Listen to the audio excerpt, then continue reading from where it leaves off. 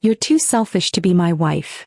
Cal Rowan shouted across the bank lobby the moment I pulled my debit card away from his mother's hand. Conversations stopped mid-sentence, heads turned, and even the tellers looked up. My face burned with embarrassment, but what shocked me most wasn't the shouting. It was how quickly the man I loved turned against me over a simple word. No.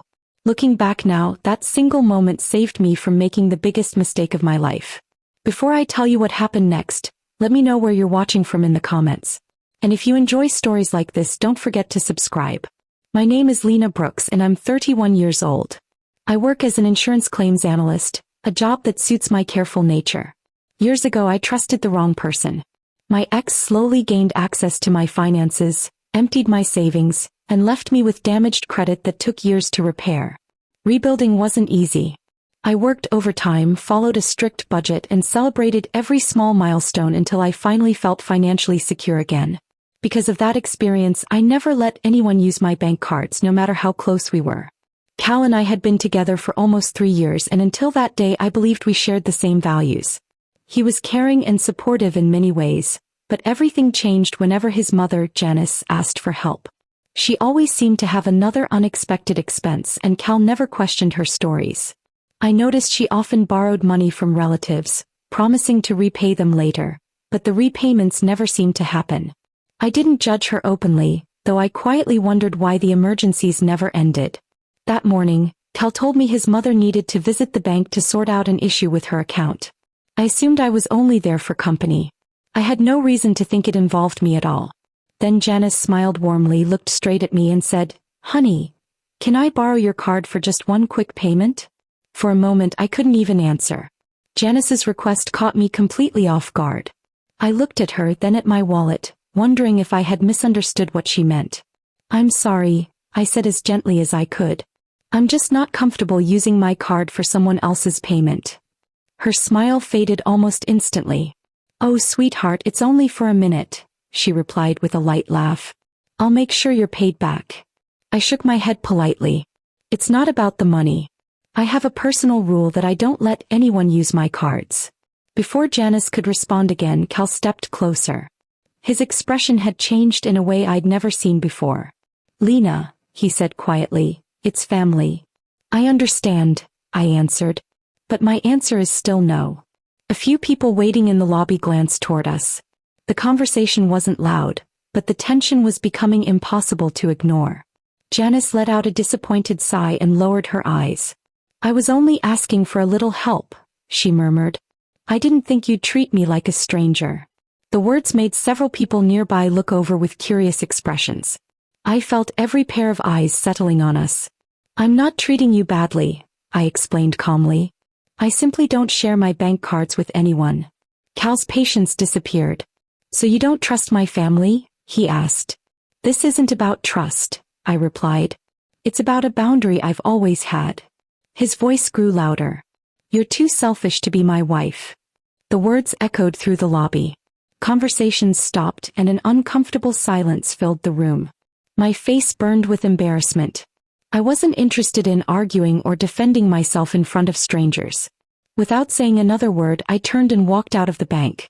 That evening, I hoped emotions had cooled and that Cal would recognize how hurtful his reaction had been. Instead, he insisted I owed his mother an apology. According to him, the real problem wasn't what had happened. It was that I had embarrassed Janice by refusing her request in public. I barely slept that night. Every time I closed my eyes, I replayed the scene at the bank. Cal's words hurt, but another question kept bothering me even more. If his mother truly needed help, why had she asked for my card instead of Cal's? He had been standing beside her the entire time. The more I thought about it, the less sense the situation made. By morning, I still didn't have any answers. I was getting ready for work when my phone rang. The screen showed a name I recognized but had spoken to only a handful of times. Cal's cousin Avery.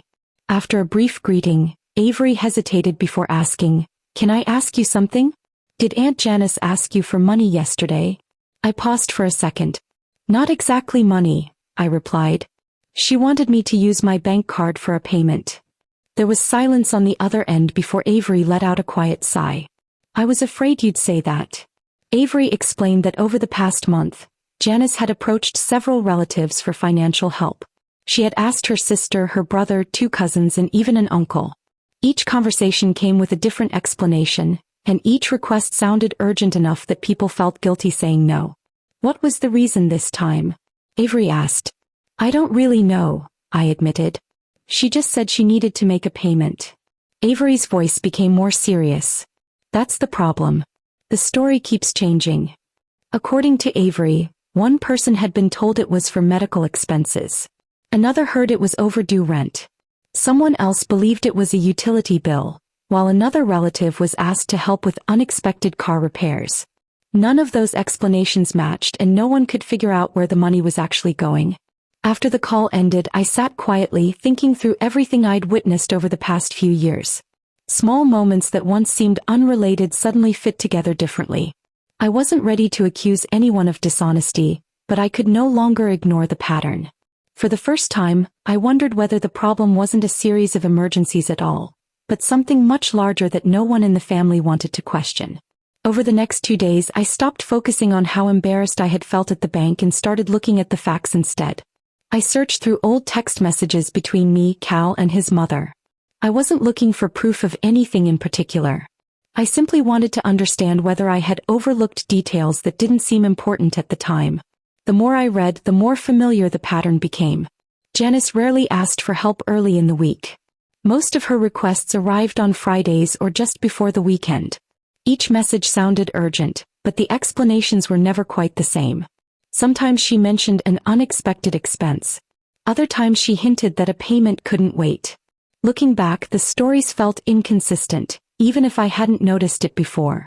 I also found a few receipts from occasions when I had covered small meals or picked up groceries because Janice had forgotten her wallet. None of those moments had bothered me individually, but together they painted a different picture. They suggested a habit rather than a coincidence. That afternoon, I received an unexpected phone call from the bank. One of the employees who had been present during the uncomfortable exchange recognized my name and wanted to clarify something.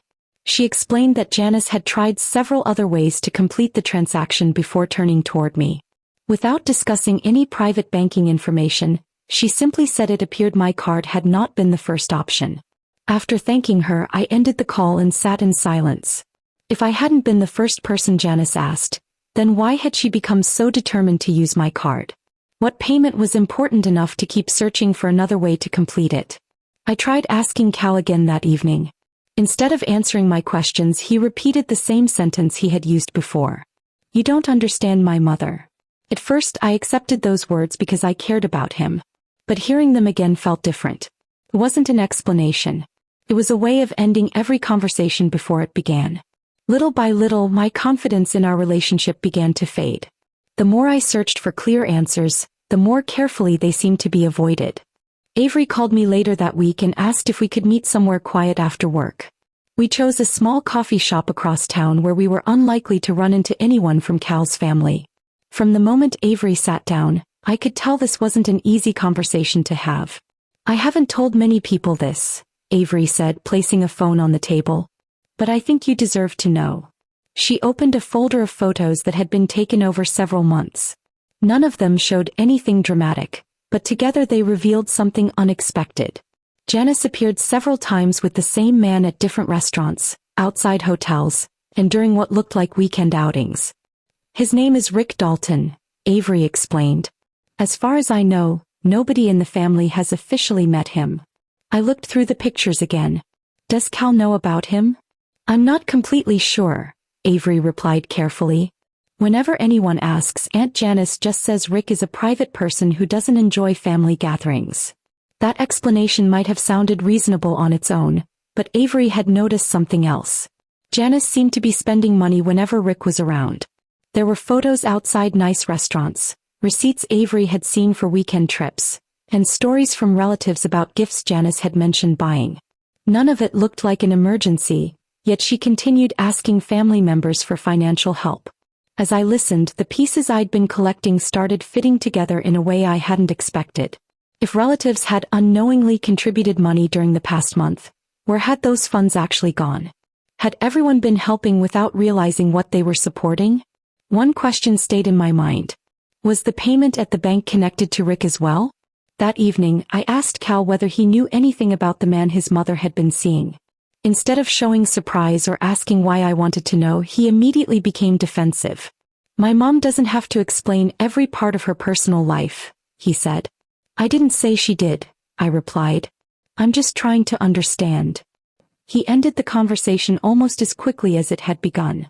Once again, he defended his mother without addressing a single concern I had raised. His reaction left me with even more questions than before. A few days later, I finally found the answer I had been searching for, though it happened in a way I never expected. I had stopped by a local dealership because a coworker wanted my opinion on an extended warranty before purchasing a vehicle.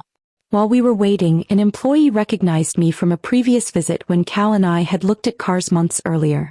During casual conversation, the employee mentioned seeing Janice there recently. At first, I assumed she had been shopping for herself, but one small comment caught my attention. I hope everything worked out after the payment delay, he said before quickly realizing he might have shared more than he intended. I didn't ask for any confidential details and he immediately changed the subject. Still, that brief remark stayed with me. Later that afternoon, Avery called and shared something she had learned from another relative. Janice had recently helped someone close to her purchase a used SUV. The amount mentioned was almost identical to the payment Janice had wanted to make with my card at the bank.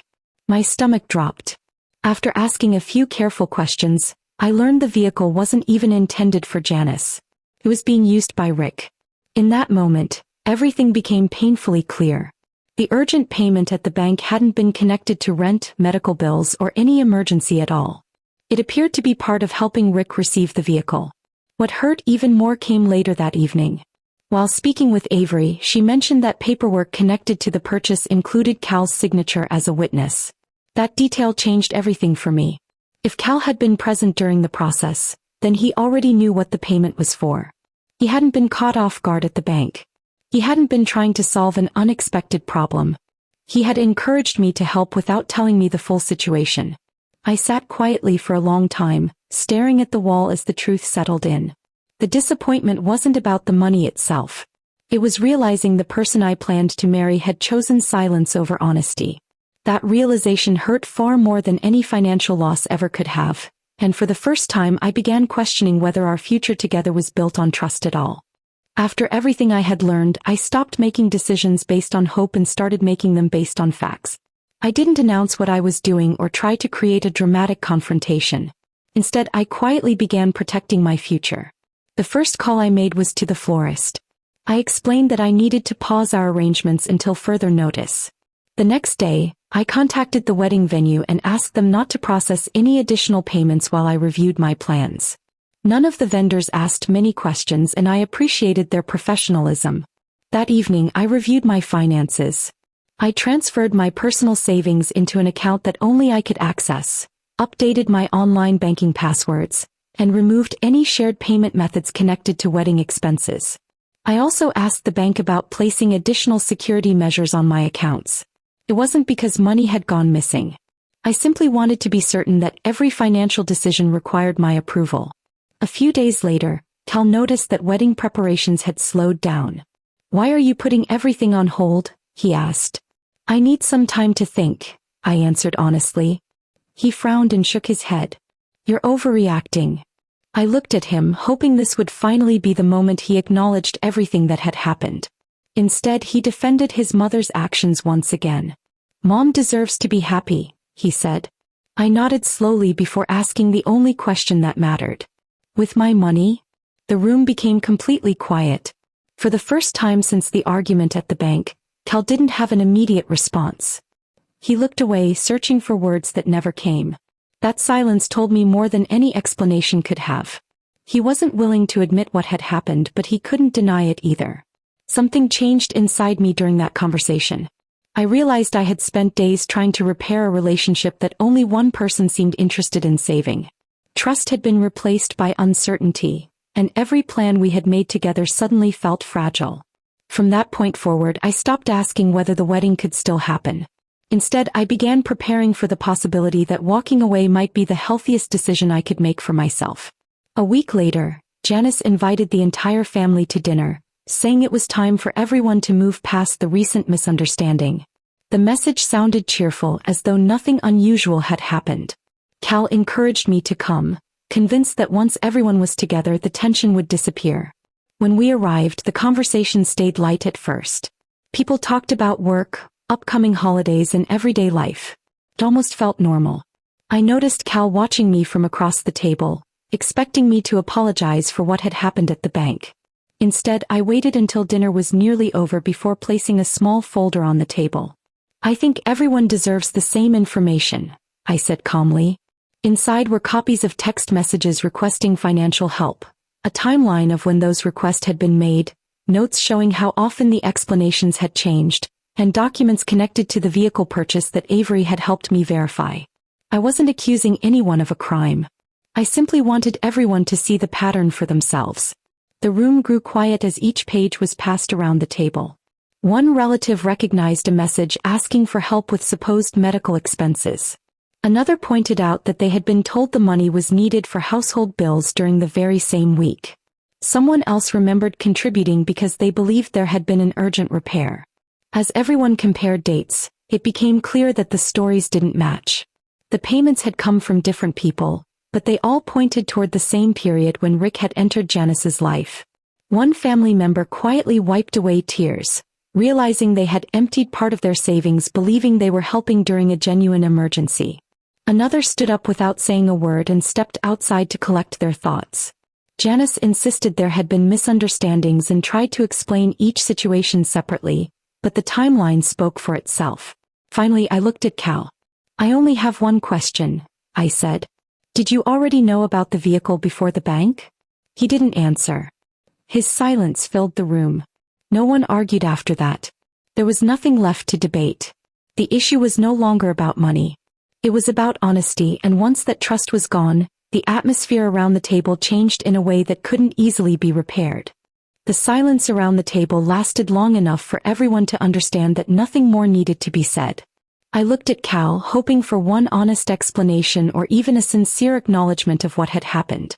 Instead, he stared at the table without responding. I reached up, slipped my engagement ring from my finger, and placed it gently beside his dinner plate. There was no argument, no raised voices, and no dramatic farewell.